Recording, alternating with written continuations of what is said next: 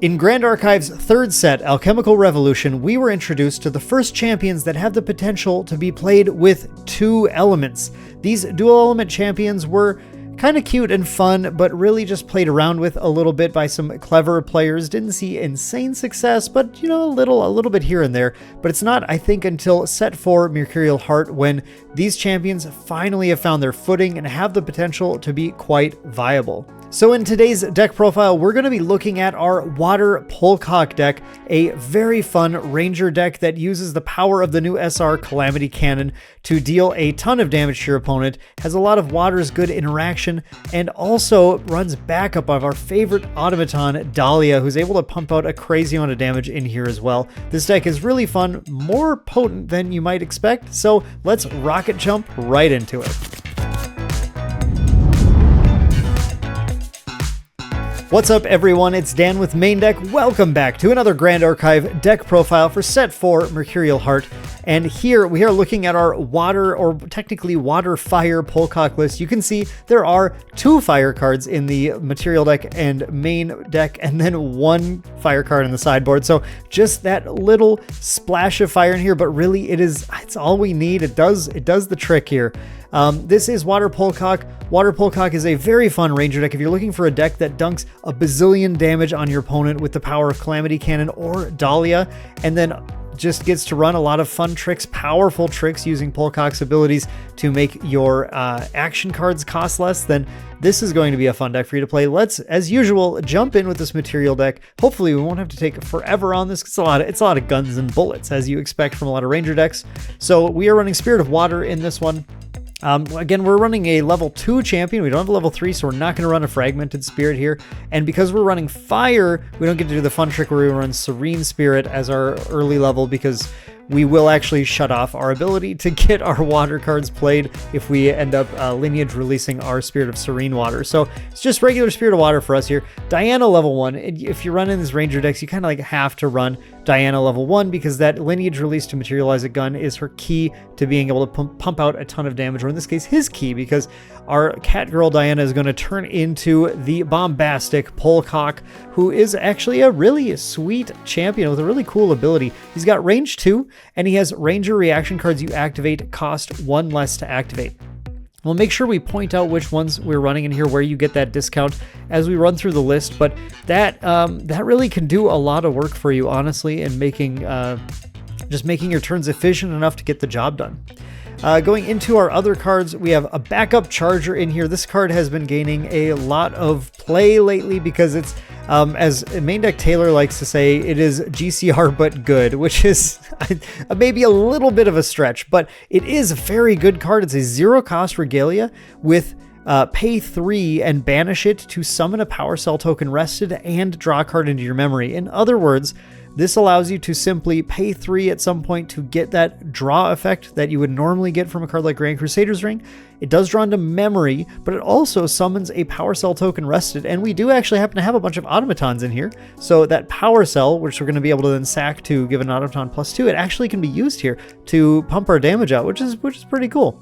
So that is backup charger, and it's really in here because this 3 cost is often how much you're going to be holding up when you're trying to do things like hold up a Frostbind and a tactical retreat against your opponent's stuff. So it'll allow you to have that, you'll have those 3 cards in hand. If you don't need to play those cards, then on your next turn, if you want to, you can materialize the backup charger. Then during the recollection phase, you can put those 3 cards down and immediately banish it, summon the power cell token, draw that card into your memory, and then recollect for turn, which means that drawn card is going to immediately get into your hand, and that cost you paid is also going to go in your hand, which sort of eliminates any of the drawbacks of this card. And then you get that power cell. It's rested that turn still, but you get that power cell at least. So pretty sweet little card. We did fit it in here. This is the slot though where, I'll just say it right now, this is the slot that you will side out for anything that's more important. If you end up changing your sideboard with more important material deck cards, this is like the #1 side out slot. Blast Shot Pump is in here, one of our first guns, or I guess the first gun we're looking at today. Blast Shot Pump is such a powerhouse card, and I think some people who are new to Ranger don't quite understand why it's so good. I'm going to really briefly just go into what Ranger does. Ranger's going to get guns out. Guns are special types of weapons. You can't use them with attack cards, and you can't use them naturally. You have to use them with a loaded bullet. So Diana Keen Huntress level 1 has a lineage release ability. Once you are past this level 1, I mean, you could use it on level 1, but then you're stuck. So you get to Polkhawk, and then you can lineage release Diana to materialize a gun from your material deck. Materialize any gun of your choice, and then you can at some point materialize a bullet or play one from your deck. We've got some in the main deck here too. But you materialize a bullet, and then you can, every bullet has the ability to rest it, to load it into target unloaded gun weapon you control. And then once it's loaded, when you go to attack with the gun, the bullet is going to enter your intent then, and then it's going to fire off and then do all its damage and everything. You combine the damage of the bullet with the damage of the gun to get the damage you deal, plus any other modifiers which Ranger's full of. So it's kind of the gist of them. You do have to keep materializing or activating bullets in order to keep firing your guns. In this case, Blast Shot Pump has a really awesome class bonus, which is if combat damage would be dealt to a unit by an attack using Blast Shot Pump, the damage is dealt to that unit and an additional unit you don't control instead. In Polkhawk in particular, there's no way you're taking this out of your deck. Like, a lot of Ranger decks run it just as a way to like hit two things at once, or to be able to hit the opponent one time through something that, like with taunt, that they have to attack. So you can attack the taunt and unit and then use that class bonus to deal the damage to your opponent's champion as well as the taunt unit. And that's here with Calamity Cannon in our deck as a way to get plus 10 power onto our attack. You need to have this Blast Shot Pump. A lot of this deck is ways to get around your opponent's things that can prevent you from dealing that 10 damage. That's really the whole goal here. We want to Calamity Cannon and then protect ourselves, get the damage through somehow. So one way is just use Blast Shot Pump. You'll deal the whatever, it'll be 14, 15, whatever damage to the target, and then you'll deal that same amount of damage to your opponent's champion, which is absolutely sick. In addition, so this ability replaces the damage to one thing with the damage to two things, which means you do get two on-hit effects, which is very relevant if like the bullet you're using is Cascading Round, which has on-hit, put the top card of your deck in your graveyard. When you blast shot two units with Cascading Round, you're going to get two on-hit triggers to mill two cards, which is really sick too.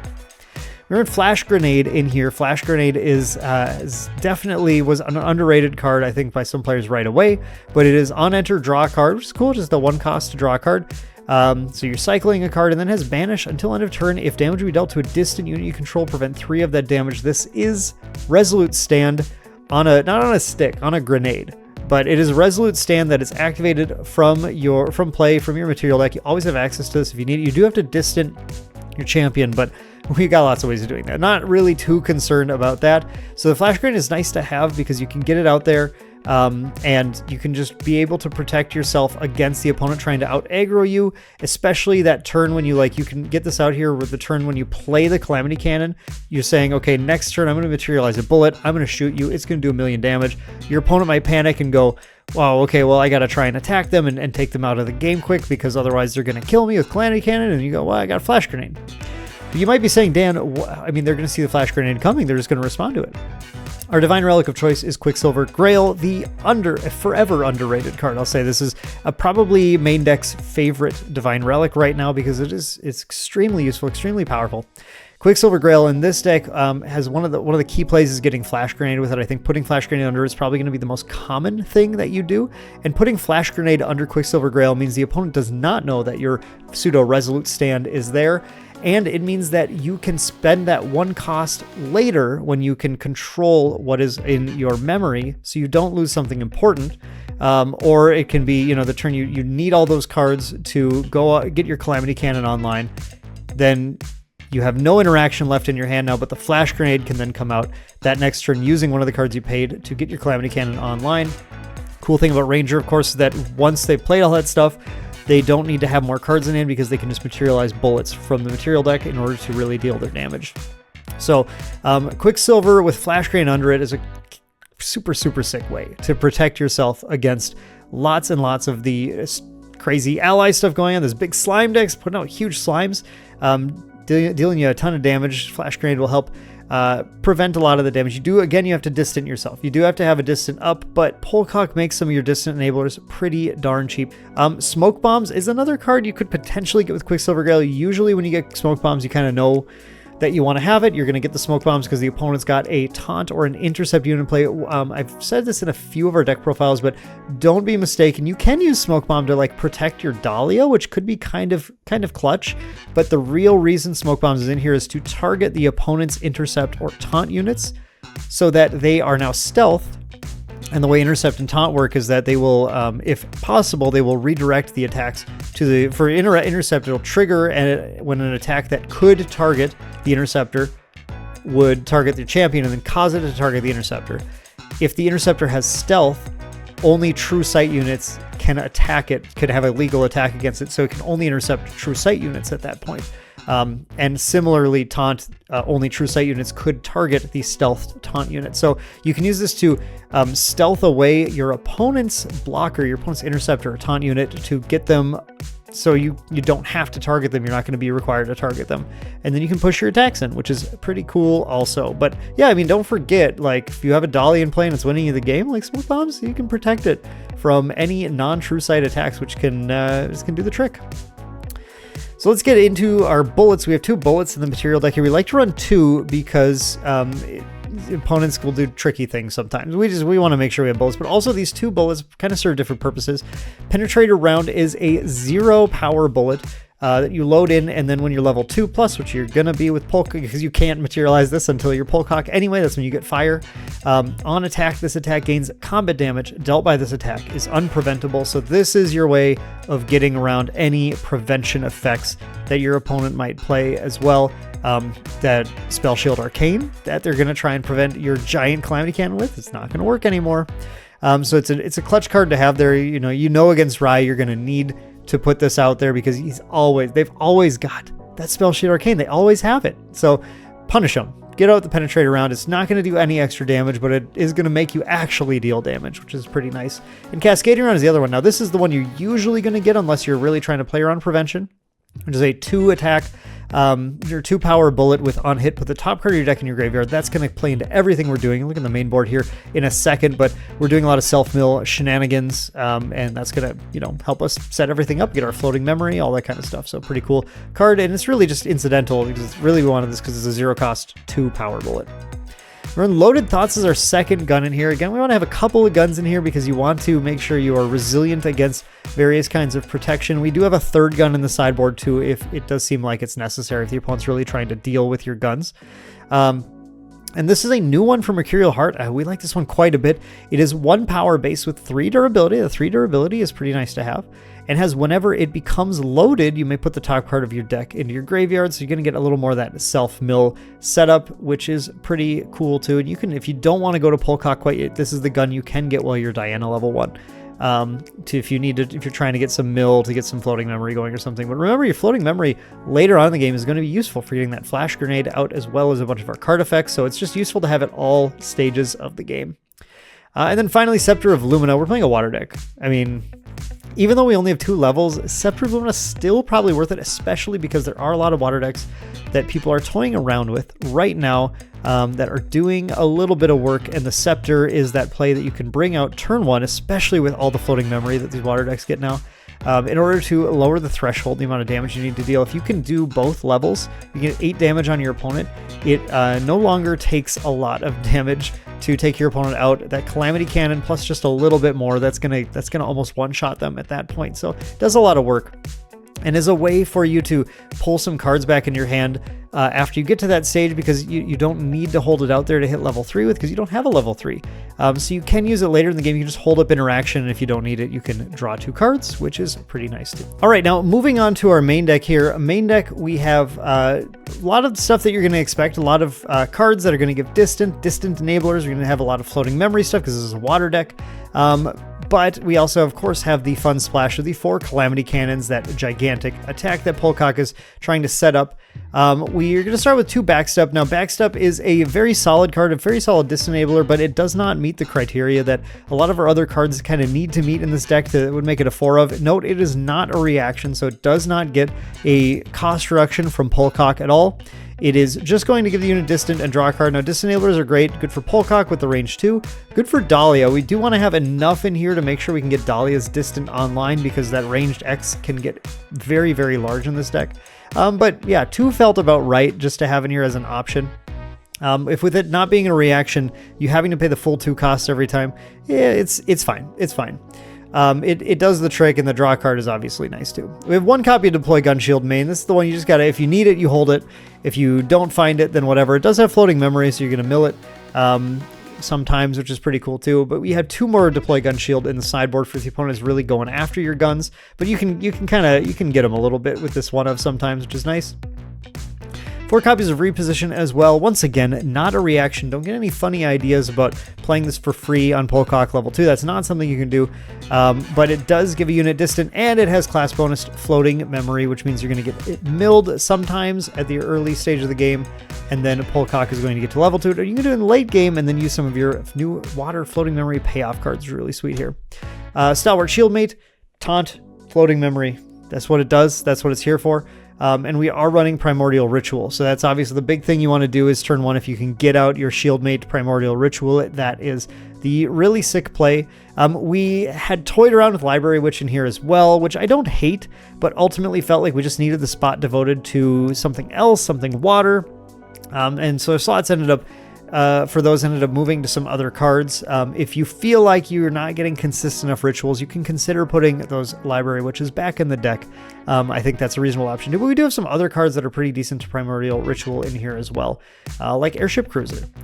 Before we get to Airship Cruiser, let's talk about Calamity Cannon. This is like the centerpiece of the deck. This is what you're trying to do with this deck. This is a card that many people think is the worst SR, I would guess, in Mercurial Heart.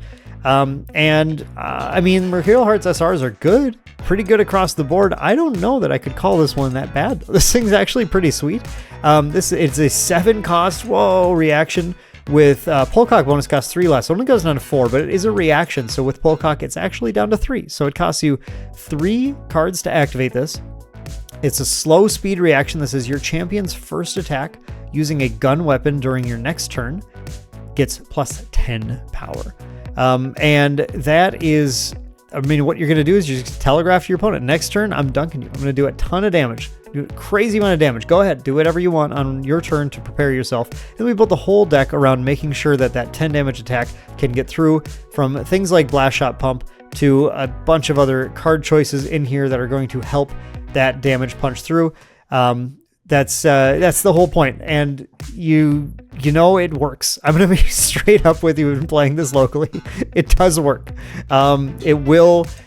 Don't think that your opponent's always going to have the outs. They won't. Your opponent's not always going to have the thing that really can get it is like Song of Frost or Tactical Retreat, but still we're playing water. There are ways to deal with that too. It's not a big deal. So this is going to get through. It's going to do a lot of damage. Will it be stopped sometimes? Yeah, I mean, sure, everything's going to get stopped sometimes, but this is going to say, all right, all I'm going to do in this turn is I'm going to let you know next turn you're going to take a ton of damage, and then you get to watch them panic and try and figure out what to do about that, but you have lots of answers, so don't worry about it. Airship Cruiser, we have 4 copies of this, 3 cost, 1/3, range 2 with floating memory. I mean, he's a body kind of when you early on, you can get some attacks with him. You can occasionally get some distant on him, ranged damage if you want to, but the big reason he's here is he's got the floating memory text on him. So you're going to get in some damage, and then maybe you can get your opponent to try and attack it. That would be ideal, and then in response, you can ritual him, and then you get 2 floating memory into your yard, plus whatever you mill. Pretty strong. It's just having floating memory means you're going to find him with like Dalia, and you're going to mill him, and that's going to feel really good.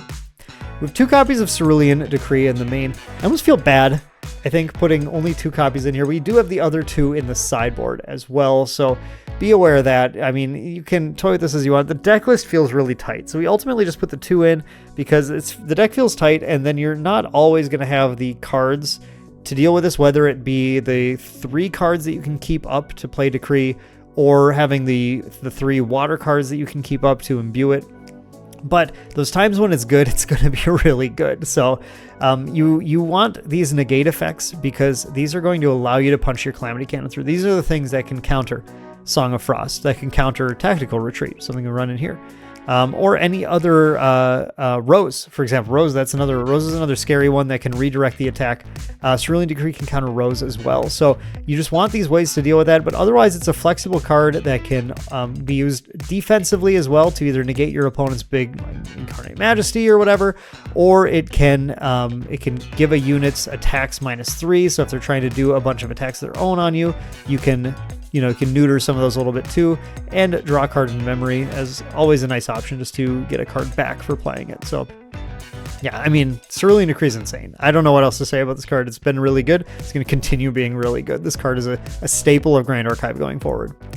Dalia, Idyllic Dreamer. I'm so excited to use Dalia. We had the pleasure of spoiling Dalia during Alchemical Revolution. And she's just so cool. She's such a powerful unit. 3 cost 1/3 like the Airship Cruiser, but she has a class bonus on attack. Look at the top card of your deck. If it's a water element card, you may put it into your graveyard. So right away, once you're level 1, you can start attacking with Dalia and getting free mills. Every time you hit Floating Memory, you're just gaining value. And when you hit more water element cards, she actually has ranged X, where X is the amount of water element cards in your graveyard. This is the big reason we want to make sure we're running enough water element cards in here. So we already had the 4 Calamity Cannons, and then we didn't put any more fire in, and we really tried to limit our norm element cards in the deck right away to make sure that ranged X can be as beefy as possible. But yeah, you can get some big damage with Dahlia too, and it gives the deck a little bit more of it's not a one-trick pony. It's not going all in on Calamity Cannon. If they have ways to counter the Calamity Cannon, that's great. Let's see them also have ways to deal with Dahlia. You do have to make her distant to get that ranged X, but you have Backstep, you have Reposition, and we have a couple others that we're going to look at. Well, we'll start with one right here with Desperate Dive. Really huge fan of Desperate Dive. It's a very powerful card, we think, in Mercurial Heart for powering up this Water Ranger deck. This is another reaction, so be aware that this is going to cost 1 less with Polkhawk, and it costs 1 less from its own class bonus. So this is actually a 1 cost reaction with Fast Speed. Prevent the next X damage that will be dealt to target unit you control, where X is the amount of water element cards in your graveyard. That unit becomes distant. So this gets really powerful. Just first of all, offensively, you can ignore the prevent thing if you need to. You can use this on Dalia for that 1 cost when you're at Polkhawk level 2. And that will allow you to, if it effectively acts as reposition, it'll put some protection on Dalia, but it'll also give her distant. So a 1 cost distant enabler while you're at Polkhawk level 2 is already pretty sweet. Not bad at all. But the big thing is that if when your Dalia is good, you have a lot of water element cards in your graveyard. And what this does is it just prevents the next X damage in total. It doesn't say the next time you would be dealt X damage, prevent it, or anything. It just puts up a shield of if you have like 8 water cards in your graveyard, the next 8 damage that turn will all be prevented no matter how many different sources it comes from. And it's not just from units either, it's from anything. So hitting things like Erupting Rhapsody, hitting things like any of Rise spells. This is a way to actually prevent yourself from dying to a ton of stuff, which is why we have a 4 of. Just a card that will always be a useful interaction against any deck, no matter what. Even the Nico Mill decks need to deal damage to Mill, and Desperate Dive is going to prevent that damage. They need to get hit triggers sometimes in order to do things, and that Desperate Dive is going to do work. So it's an extremely powerful card. Really huge fan of this. You do want to set up your graveyard a bunch, but we've got Cascading Round, we have Dalia, we have Loaded Thoughts, and we have some other stuff in here that we're about to look at as well to get that done. So we have Primordial Ritual is the other card. Guys, I'm sorry, I already talked about it, so I realized I might as well say it. And the Primordial Ritual is the other big mill card that we have in here. This deck isn't going to self-mill as much as a Guardian, by the way, but it is going to still self-mill an amount, right? And it's not just self-mill too. Any of your water cards you play are going to go into your graveyard, so power it up that way too. 3 Fracturize, flexible card in order to deal with problems. Now, I don't have Nullifying Lantern in this list right now. We're waiting to see what happens with Erupting Rhapsody. If Erupting Rhapsody is still kind of kicking off, Nullifying Lantern is probably a card you want to put in, especially your water decks, so you can do the Fracturize Lantern play, where because of layers, Fracturize Lantern still keeps its Lantern ability. Otherwise, this is your anti-ranger tech. This is a tech against Viridian Protective Trinket. This is tech against all sorts of just little random stuff that you want to fracturize, and it has floating memory. That's the big thing, of course, too. Freezing Round, hey, guess what? It has floating memory. It's also another bullet, which allows you to get attacks off when your opponent's not quite expecting it. And this one has on champion hit, it does a Chilling Touch effect, so it's going to banish a card at random from your opponent's memory and then return it at the beginning of the next end phase, which can sometimes disrupt your opponent a little bit too, especially like those early, you can kind of like, against like Rye decks, you can kind of early just go, I'm dying at level 1, let me just put out, materialize my Loaded Thoughts, play Freezing Round, load it in, mill 1, attack with the Freezing Round, kind of screw up your memory a little bit. You can sometimes stop your opponent from even being able to level and get some damage on them too while you're at it, which is pretty cool. I like that a lot. Freezing Round, though, I mean, the big thing is it's a bullet with floating memory, so it works great in here. We have 3 copies of Frostbind with the 4th one in the board when you feel like you need it here, but the 3 sometimes gets the job done. You just kind of need to find one and use it at the exact right time, but it negates activations unless your opponent pays 2. So you're going to use this to either stop yourself from dying or stop your opponent from not dying by countering their interaction like we've talked about. We're in Frostsworn Paladin and Krustallan Archer. These both do similar things. Frostsworn Paladin is on enter, you banish card with floating memory to get a buff counter and draw a card. It has an intercept, which you can use it to protect yourself when you need to against more aggressive decks as well. Krustallan Archer, a little less resilient, it's just a 1/2, but has range 3 and it's on attack. So every time it attacks, you can banish card with floating memory from your graveyard to draw a card and then make it distant. So it'll attack for 4 damage and draw a card if you have the floating memory to banish. And we have a lot of floating memory in here, so there's a lot of potential to make that happen. You can almost kind of freely like play reposition on something else than play Krustallan Archer, attack, banish it, draw a card, do 1,000,000 damage to your opponent. Like repositioning Dalia with a Krustallan Archer in play, you're like that can be like 12 damage on its own for not that hard to get it to be like kind of absurd. So yeah, Krustallan Archer, it is very fragile. It is going to die to stuff, but it's usually good for 1 attack, and getting the value off of that attack is good enough. We have 3 Lost in Thought in here. Lost in Thought is a crazy card. It's really, really good. In this deck, it's not quite as insane as it is in, I think, the Guardian build, where you just have floating memory, more floating memory that you can handle, but you're going to have enough in here. Lost in Thought is a card that's good when you play it for almost any cost. It is even okay to play as a 0-cost spell sometimes, just to put a floating memory in. Like we've all done that, play a Favorable Winds turn 1 just to control what we're banishing. But ideally you're going to be paying 1, 2, or 3 with this thing to be able to get, if you get a 3 cost Lost in Thoughts ever to draw 3 cards, that usually feels like the game's in your full control at that point. But it does have floating memory itself, so it's a great hit with Dalia or Cascading Round or whatever. And it will always it'll banish the floating memory, draw you cards, and then still put a floating memory back in, which you can then use for your Flash Grenade or use for your Krustallan Archer or something. So yeah, it's awesome. The card's super, super good. Primordial Ritual, again, we've talked about this. Every water deck, we're going to talk about this again and again and again. This is a fast speed ritual. You want to use this in response to your opponent doing something to your units. Usually that's the best time to use it, but if you have, your opponent doesn't do anything to your shield mate, you always feel good just going, okay, well, end of your turn, I will. Primordial Ritual, the shield mate, it sacks the ally, and then you mill 2. You can target your opponent too if you really need to, but you're really going to want to self-mill in this deck. And then it also has floating memory itself, so it is not uncommon for it to hit 1 floating memory on the mill and then be floating memory itself to up you in value. And if you did it on a shield mate, you get the potential to get 3 or 4 floating memory as of turn 2, which is pretty sick. And then you can use that to freely get yourself leveled up. So super, super sweet. We have 3 copies of Snow Fairy in here. Snow Fairy is in here to get your kill in. You have to use it to rest. Remember, rested taunt units don't have to be attacked. Rested interceptors cannot intercept. So this is going to rest things that are problems. You can use it anti-aggressive stuff too.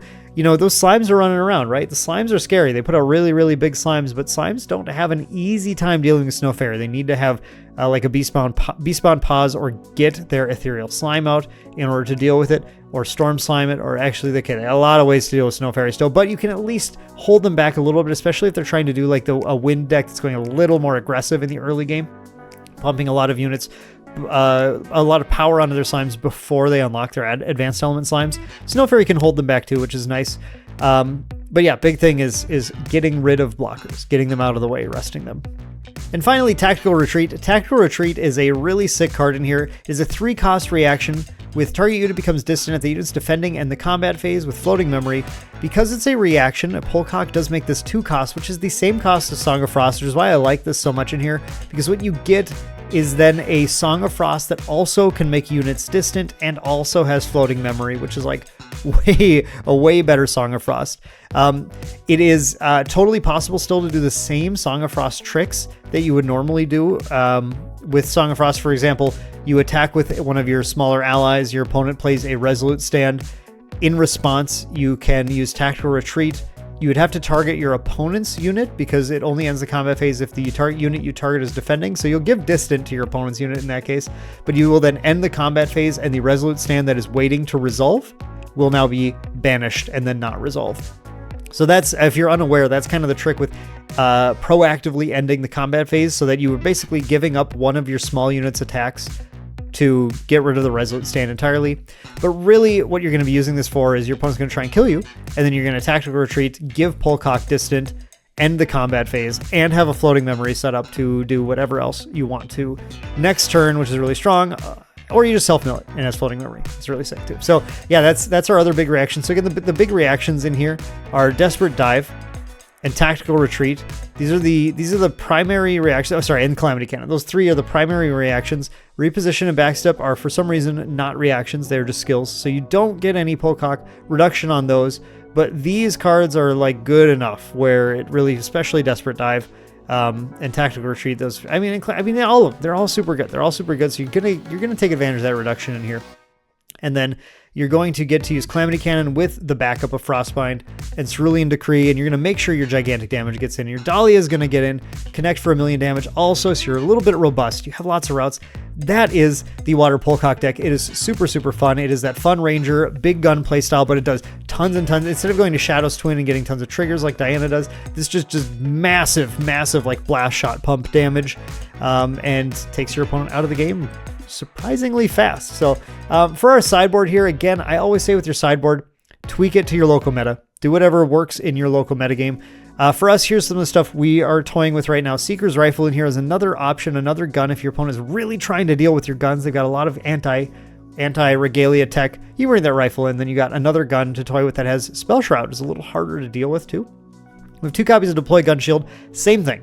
Has floating memory, which is nice, so just slot them in over something else that you don't really need. It's another floating memory card that's less useful, or your backsteps or something, and then protect your guns.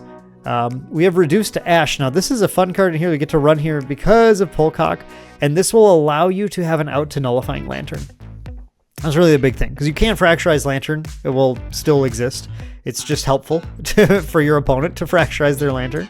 So Reduced to Ash is our nice option, where you're going to get the Polkhawk out, and then they're going to go, okay, fine, I'll put Lantern out. And you go, okay, fine, end of your turn, I'll Reduce to Ash it. Which is pretty sick. 2 more Cerulean Decrees, because sometimes you got to have more counters. 1 more Frostbind, because sometimes you gotta have more counters. We have 3 Purified Shots. This is another bullet. I like this card a lot. This is our sort of like Erupting still is a thing, or like potentially other like water floating memory decks you can bring this in against to really deal with a lot of their graveyard. You can, like the Nico deck, you can just like get rid of their entire yard basically with this thing, and then they're pretty sad. It does on champion hit banish up to X cards from an opponent's graveyard, where X is the amount of damage dealt by this hit. So you can hit pretty big numbers, obviously, with Calamity Cannon on your Purified Shot to just banish their entire yard. Against slimes, you can banish more slimes from their yard so that their Storm Slime does more damage. That could be an exciting way to lose the game. I recommend not doing that necessarily, but yeah, that's an option there for now. And then 1 more Tactical Retreat, really good against Ranger, really good against Guardian right now, and really good against Slime sometimes too when they're gonna stack buff counters. That's a thing you can do as well. And again, it's a very, very effective, cost-effective card in here, so it's definitely one you can put in when you feel like it's necessary to have. So that is the sideboard. That's Water Polkhawk. He does damage. He's a big boy. He's gonna do big chunky damage to your opponent, and you're going to have a great time. I hope you give this deck a shot. Let me know how it goes if you do. I know this is a lesser known deck. I don't know if this is like a top meta deck like Slimes. Obviously, X Slimes have been performing very well. But I think this is a cool, like, kind of rogue deck, kind of dark horse thing that you can bring. The opponent's not going to quite expect it, and going to have trouble playing around all of your routes of doing lots of damage. So I recommend you give it a shot. I think it's better than people are giving it credit for right now. So let me know in the comments down below if you do give it a try, what you think, or just what you think right now off the cuff. Would love to hear from you. Thank you so much for watching. Hope you enjoyed it, and we'll see you in the next one.